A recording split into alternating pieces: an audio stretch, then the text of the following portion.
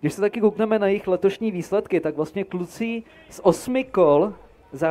8 kol extraligy 7krát byli na stupni vítězů.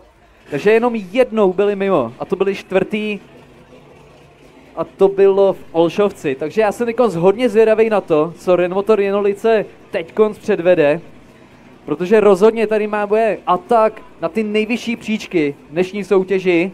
Základna už je připravená, je tam poslední kontrola vybavení, protože je všechno v pohodě, takže teď konc, uvolněme dráhu, tahle sedmice je na dráze, Renmotor Jenolice, kluci, hodně štěstí.